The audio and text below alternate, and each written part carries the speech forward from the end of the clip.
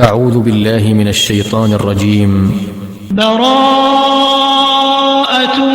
من الله ورسوله إلى الذين عاهدتم من المشركين فسيحوا في الأرض 4 أشهر واعلموا أنكم غير معجز الله وأن الله مخزي الكافرين. وأذان من الله ورسوله إلى الناس يوم الحج الأكبر أن الله بريء من المشركين ورسوله فإن تبتم فهو خير لكم وإن توليتم فاعلموا أنكم غير معجز الله وبشر الذين كفروا بعذاب أليم. إلا الذين عاهدتم من المشركين ثم لم ينقصوكم شيئا ولم يظاهروا عليكم أحدا فأتموا إليهم عهدهم إلى مدتهم إن الله يحب المتقين. فإذا انسلخ الأشهر الحرم فاقتلوا المشركين حيث وجدتموهم وخذوهم واحصروهم واقعدوا لهم كل مرصد. فإن تابوا وأقاموا الصلاة وآتوا الزكاة فخلوا سبيلهم إن الله غفور رحيم. وإن أحد من المشركين استجارك فأجره حتى يسمع كلام الله ثم أبلغه مأمنه ذلك بأنهم قوم لا يعلمون. كيف يكون للمشركين عهد عند الله وعند رسوله إلا الذين عاهدتم عند المسجد الحرام فما استقاموا لكم فاستقيموا لهم إن الله يحب المتقين. كيف وإن يظهروا عليكم لا يرقبوا فيكم إلا ولا ذمة يرضونكم بأفواههم وتأبى قلوبهم وأكثرهم فاسقون. اشتروا بآيات الله ثمنا قليلا فصدوا عن سبيله إنهم ساء ما كانوا يعملون. لا يرقبون في مؤمن إلا ولا ذمة وأولئك هم المعتدون. فإن تابوا وأقاموا الصلاة وآتوا الزكاة فإخوانكم في الدين ونفصل الآيات لقوم يعلمون. وإن نكثوا أيمانهم من بعد عهدهم وطعنوا في دينكم فقاتلوا أئمة الكفر إنهم لا أيمان لهم لعلهم ينتهون. ألا تقاتلون قوما نكثوا أيمانهم وهموا بإخراج الرسول وهم بدؤوكم أول مرة أتخشونهم فالله أحق أن تخشوه إن كنتم مؤمنين. قاتلوهم يعذبهم الله بأيديكم ويخزهم وينصركم عليهم ويشفي صدور قوم مؤمنين ويذهب غيظ قلوبهم ويتوب الله على من يشاء والله عليم حكيم. أم حسبتم أن تتركوا ولما يعلم الله الذين جاهدوا منكم ولم يتخذوا من دون الله ولا رسوله ولا المؤمنين وليجة والله خبير بما تعملون. ما كان للمشركين أن يعمروا مساجد الله شاهدين على أنفسهم بالكفر أولئك حبطت أعمالهم وفي النار هم خالدون. إنما يعمر مساجد الله من آمن بالله واليوم الآخر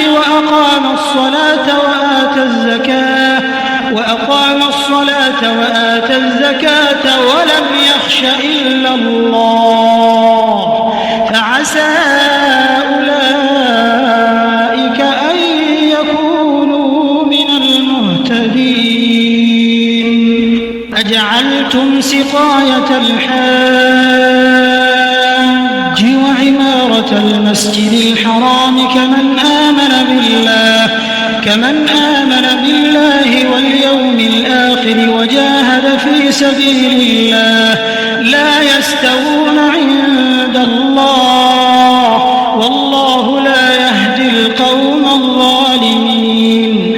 الذين آمنوا وهاجروا وجاهدوا في سبيل الله بأموالهم وأنفسهم أعظم درجة عند الله وأولئك هم الفائزون. يبشرهم ربهم برحمة منه ورضوان وجنات لهم فيها نعيم مقيم خالدين فيها أبدا إن الله عنده أجر عظيم. يا أيها الذين آمنوا لا تتخذوا آباءكم وإخوانكم أولياء إن استحبوا الكفر على الإيمان ومن يتولهم منكم فأولئك هم الظالمون. قل إن كان آباؤكم وأبناؤكم وإخوانكم وأزواجكم وعشيرتكم وأموال اقترفتموها وتجارة تخشون كسادها ومساكن ترضونها أحب إليكم من الله ورسوله وجهاد في سبيله فتربصوا حتى يأتي الله بأمره والله لا يهدي القوم الفاسقين. لقد نصركم الله في مواطن كثيرة ويوم حنين إذ أعجبتكم كثرتكم فلم تغن عنكم شيئا وضاقت عليكم الأرض بما رحبت ثم وليتم مدبرين. ثم أنزل الله سكينته على رسوله وعلى المؤمنين وأنزل جنودا لم تروها وعذب الذين كفروا وذلك جزاء الكافرين. ثم يتوب الله من بعد ذلك على من يشاء والله غفور رحيم. يا أيها الذين آمنوا إنما المشركون نجس فلا يقربوا المسجد الحرام بعد عامهم هذا وإن خفتم عيلة فسوف يغنيكم الله من فضله إن شاء إن الله عليم حكيم. قاتلوا الذين لا يؤمنون بالله ولا يحرمون ما حرم الله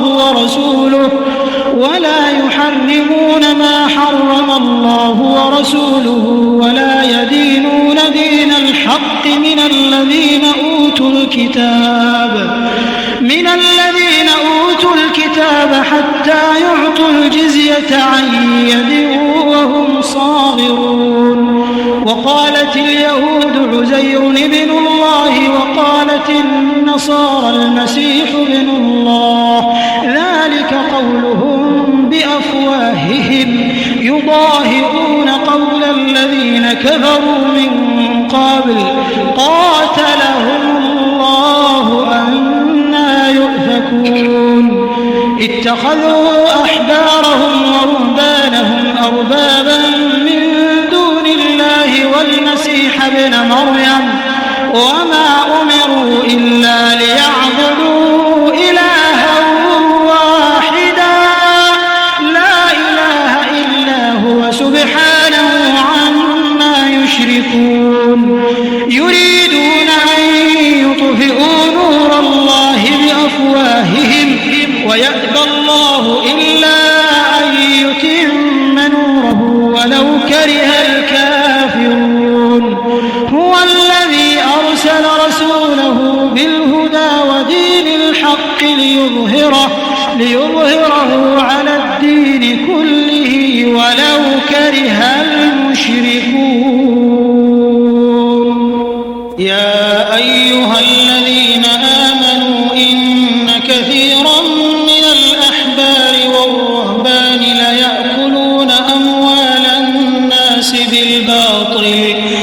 ليأكلون أموال الناس بالباطل ويصدون عن سبيل الله والذين يكنزون الذهب والفضة ولا ينفقونها في سبيل الله فبشرهم بعذاب أليم يوم يحمى عليها في نار جهنم فتكوى بها جباههم وجنوبهم وظهورهم هذا ما كنزتم لأنفسكم فذوقوا ما كنتم تكنزون إن عدة الشهور عند الله 12 شهرا في كتاب الله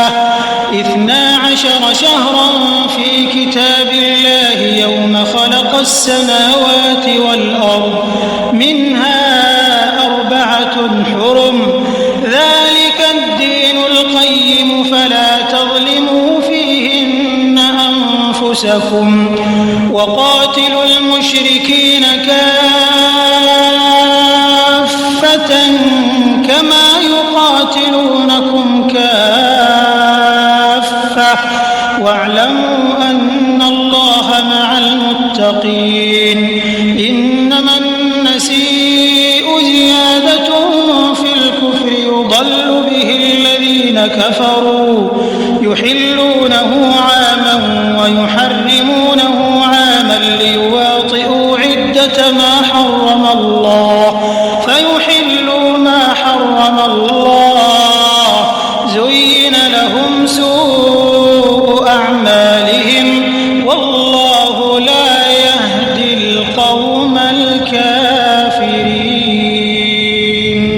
يا أيها الذين آمنوا ما لكم إذا قيل لكم انفروا في سبيل الله اثاقلتم إلى الأرض أرضيتم بالحياة الدنيا من الآخرة فما متاع الحياة الدنيا في الآخرة إلا قليل إلا تنفروا يعذبكم عذابا أليما ويستبدل قوما غيركم ولا تضروه شيئا والله على كل شيء قدير إلا تنصروه فقد نصره الله إذ أخرجه الذين كفروا ثاني اثنين إذ هما في الغار إذ يقول لصاحبه لا تحزن إن الله معنا فأنزل الله سكينته عليه وأيده بجنود لم تروها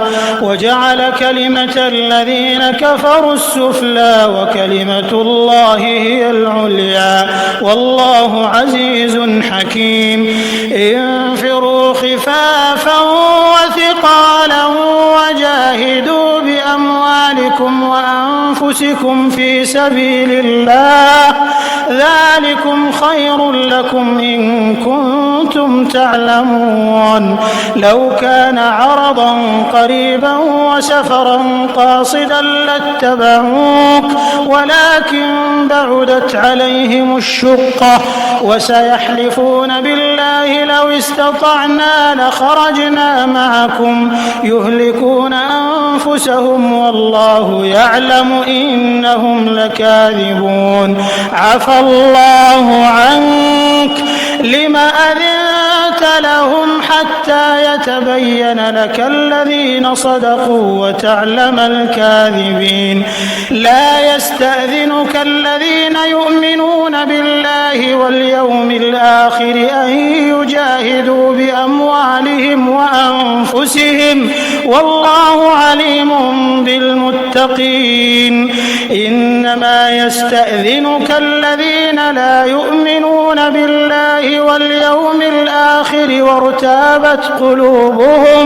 وارتابت قلوبهم فهم في ريبهم يترددون.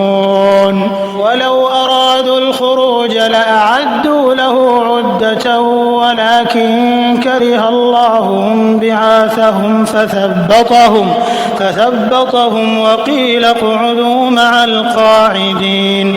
لو خرجوا فيكم ما زادوكم إلا خبالا ولأوضعوا خلالكم يبغونكم الفتنة وفيكم سماعون لهم والله عليم بالظالمين. لقد ابتغوا الفتنة من قبل وقلبوا لك الأمور حتى جاء الحق وظهر أمر الله وهم كارهون.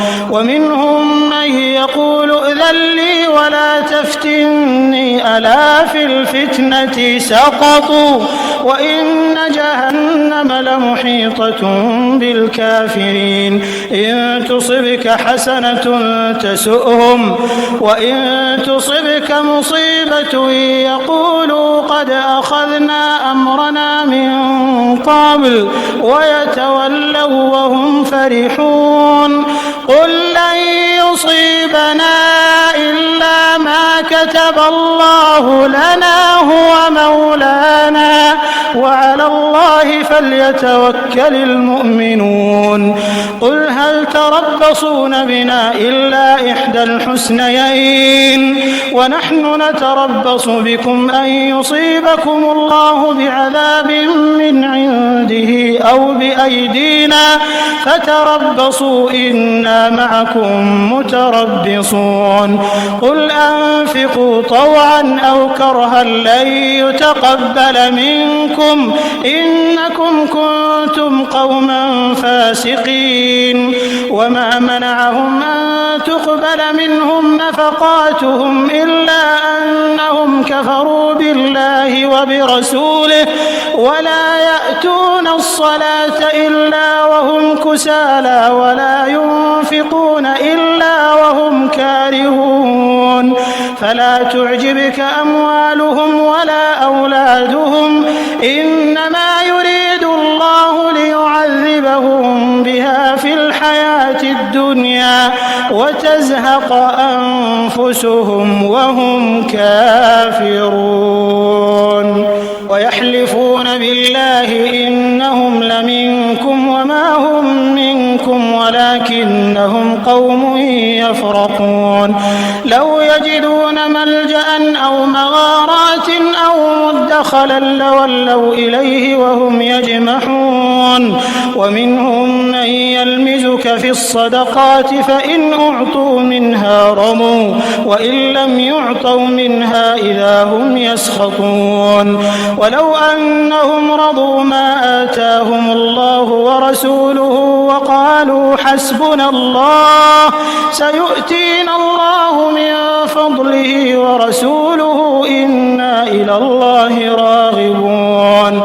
إنما الصدقات للفقراء والمساكين والعاملين عليها والمؤلفة قلوبهم وفي الرقاب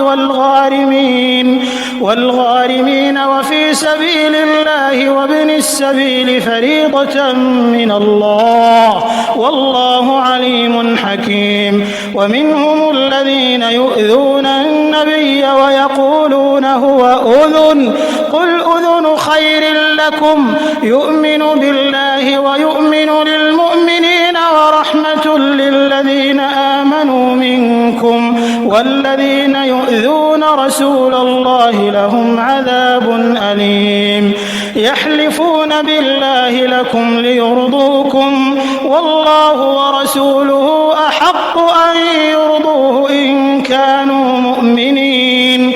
ألم يعلموا أنه من يحادد الله ورسوله فأن له نار جهنم خالدا فيها ذلك الخزي العظيم.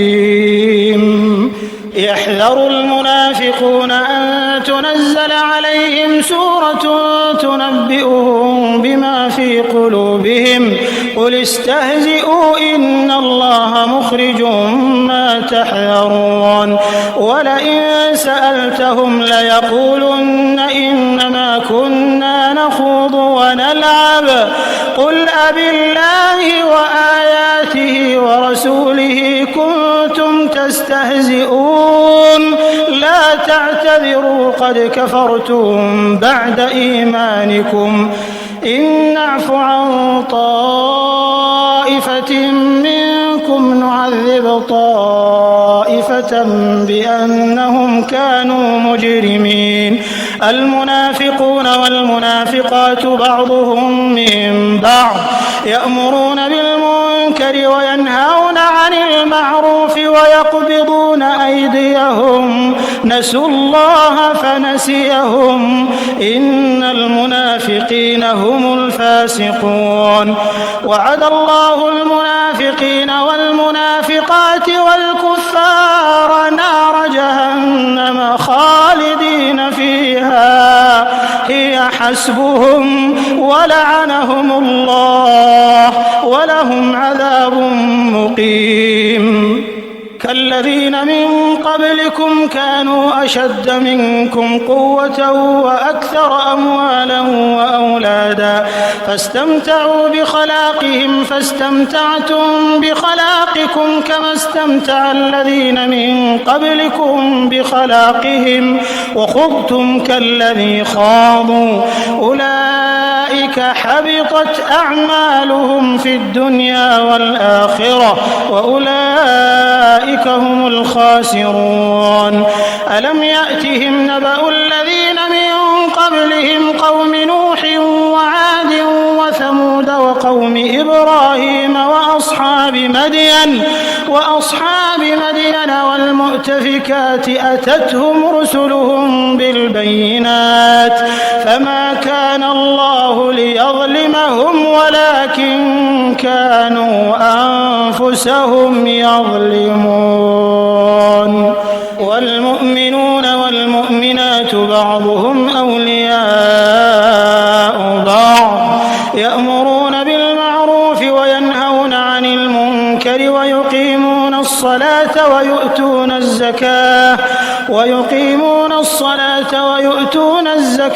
ويطيعون الله ورسوله أولئك سيرحمهم الله إن الله عزيز حكيم. وعد الله المؤمنين والمؤمنات جنات تجري من تحتها الأنهار خالدين فيها ومساكن طيبة في جنات عدن ورضوان من الله أكبر ذلك هو الفوز العظيم. يا أيها النبي جاهد الكفار والمنافقين واغلظ عليهم ومأواهم جهنم وبئس المصير.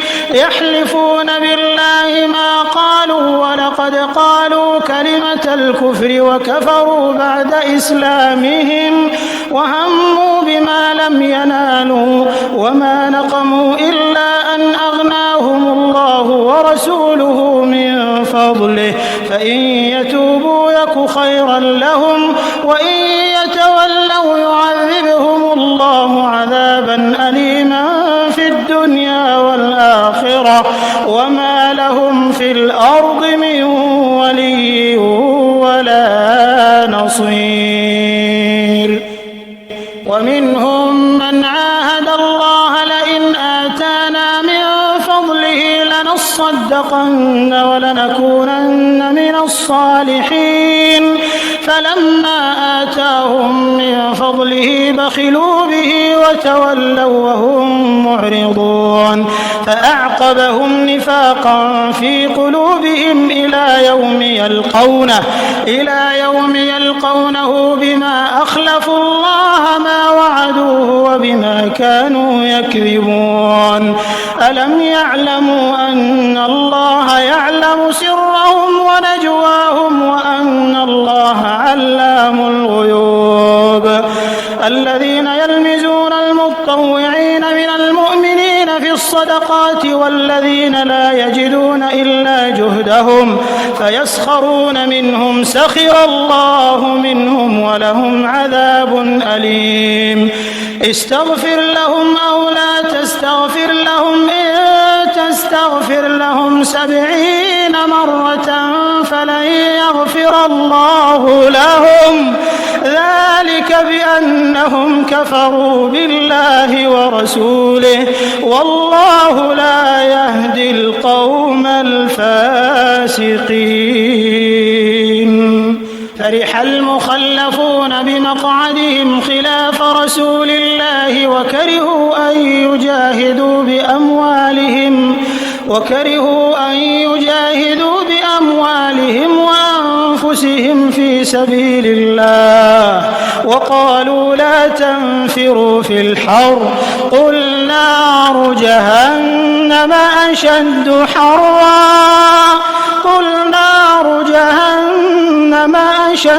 حرا لو كانوا يفقهون. فليضحكوا قليلا وليبكوا كثيرا جزاء بما كانوا يكسبون. فإن رجعك الله إلى طائفة منهم فاستأذنوك للخروج فقل لن تخرجوا معي أبدا ولن تقاتلوا معي عدوا إنكم رضيتم بالقعود أول مرة فاقعدوا مع الخالفين ولا تصل على أحد منهم مات أبدا ولا تقم على قبره إنهم كفروا بالله ورسوله وماتوا وهم فاسقون. ولا تعجبك أموالهم وأولادهم إنما يريد الله أن يعذبهم بها في الدنيا وتزهق أنفسهم وهم كافرون. وإذا أنزلت سورة أن آمنوا بالله وجاهدوا مع رسوله استأذنك أولو الطول منهم وقالوا ذرنا نكن مع القاعدين رضوا بأن يكونوا مع الخوالف وطبع على قلوبهم فهم لا يفقهون. لكن الرسول والذين آمنوا معه جاهدوا بأموالهم وأنفسهم وأولئك لهم الخيرات وأولئك هم المفلحون. أعد الله لهم جنات تجري من تحتها الأنهار خالدين فيها ذلك الفوز العظيم. وجاء المعذرون من الأعراب ليؤذن لهم وقعد وعد الذين كذبوا الله ورسوله سيصيب الذين كفروا منهم عذاب أليم ليس على الضعفاء ولا على المرضى ولا على الذين لا يجدون ما ينفقون حرج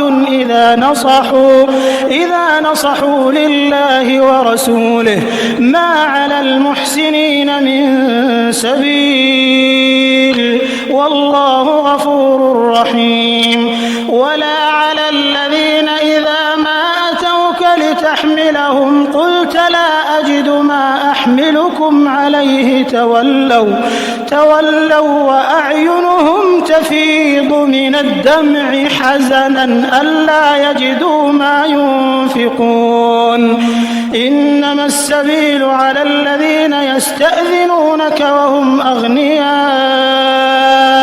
رضوا بأن يكونوا مع الخوالف وطبع الله على قلوبهم فهم لا يعلمون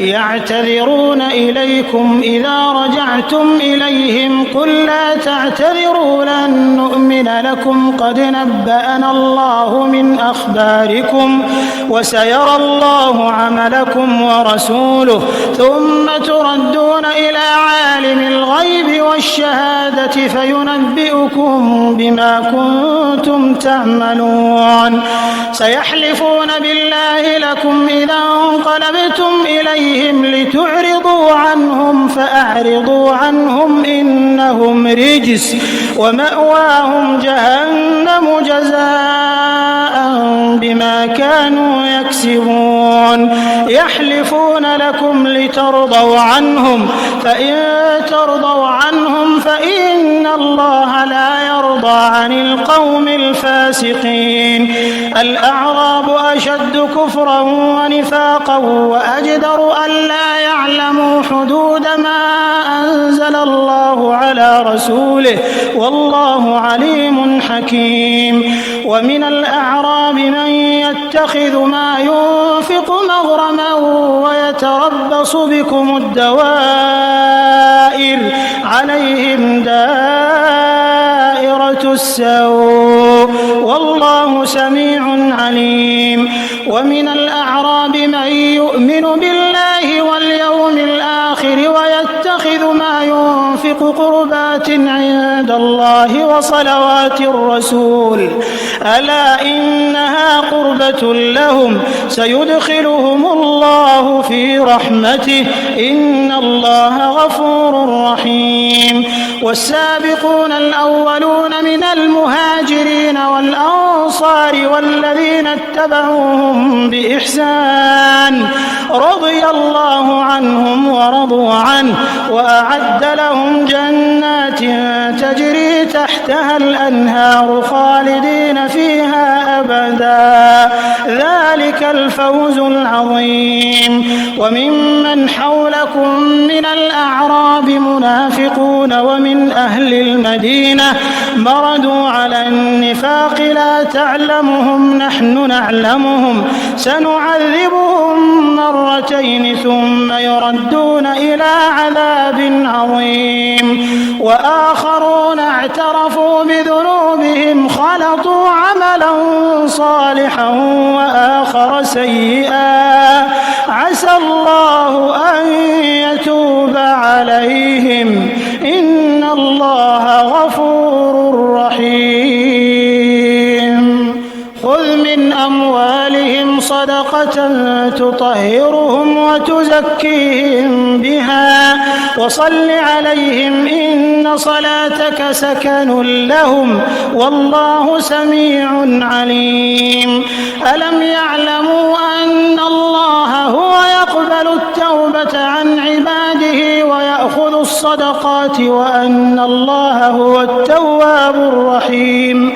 وقل اعملوا فسيرى الله عملكم ورسوله والمؤمنون وستردون إلى عالم الغيب والشهادة فينبئكم بما كنتم تعملون وآخرون مرجون لأمر الله إما يعذبهم وإما يتوب عليهم والله عليم حكيم والذين اتخذوا مسجدا ضرارا وكفرا وتفريقا بين المؤمنين وإرصادا لمن حارب الله ورسوله من قبل وليحلفن إن أردنا إلا الحسنى والله يشهد إنهم لكاذبون لا تقم فيه أبدا لمسجد أسس على التقوى من أول يوم أحق أن تقوم فيه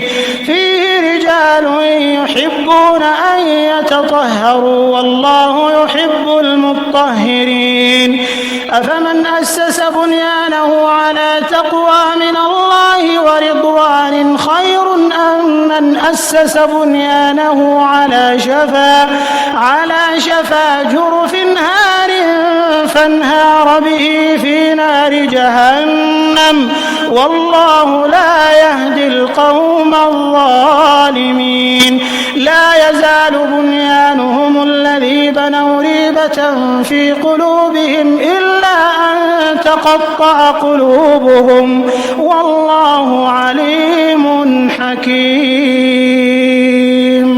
إن الله اشترى من المؤمنين أنفسهم وأموالهم بأن لهم الجنة يقاتلون في سبيل الله فيقتلون ويقتلون وعدا عليه حقا في التوراة والإنجيل والقرآن ومن أوفى بعهده من الله فاستبشروا ببيعكم الذي بايعتم به وذلك هو الفوز العظيم التائبون العابدون الحامدون السائحون الراكعون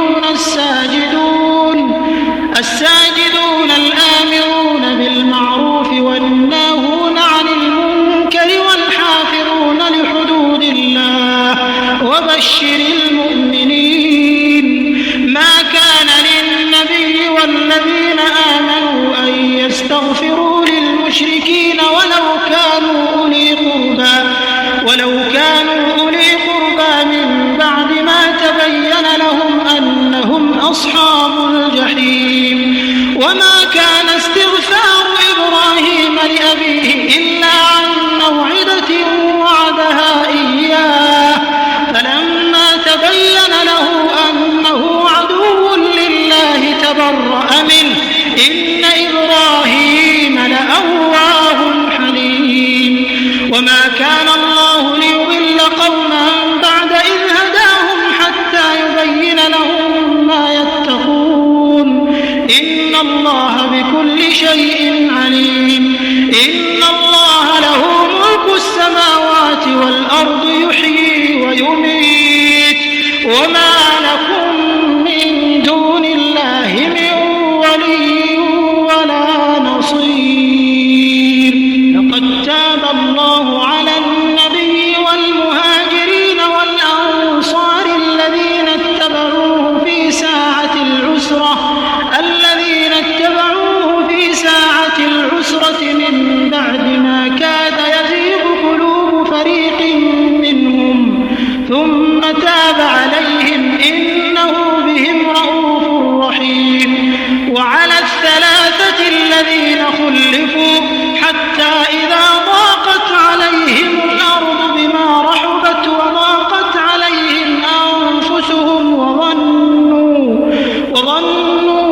أن لا ملجأ من الله إلا إليه ثم تاب عليهم ليتوبوا إن الله هو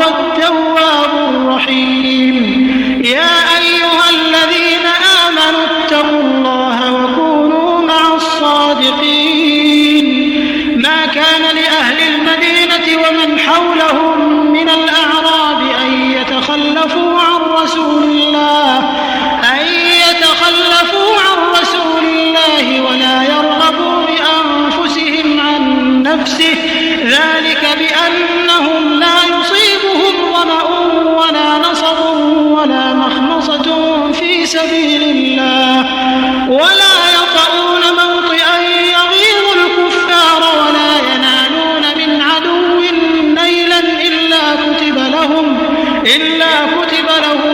به عمل صالح، إن الله لا يضيع أجر المحسنين. ولا ينفقون نفقة صغيرة ولا كبيرة ولا يقطعون واديا إلا كتب لهم ليجزيهم الله أحسن ما كانوا يعملون. وما كان المؤمنون لينفروا كافة، فلولا نفر من كل فرقة منهم طائفة ليتفقهوا في الدين ولينذروا قومهم إذا رجعوا إليهم لعلهم يحذرون. يا أيها الذين آمنوا قاتلوا الذين يلونكم من الكفار وليجدوا فيكم غلظة واعلموا أن الله مع المتقين. وإذا ما أنزلت سورة فمنهم من يقول أيكم زادته هذه إيمانا، فأما الذين آمنوا فزادتهم إيمانا وهم يستبشرون، وأما الذين في قلوبهم مرض فزادتهم رجسا إلى رجسهم وماتوا وهم كافرون. أولا يرون أنهم يفتنون في كل عام مرة أو مرتين ثم لا يتوبون ولا هم يذكرون. وإذا ما أنزلت سورة نظر بعضهم إلى بعض هل يراكم من أحد ثم انصرفوا صرف الله قلوبهم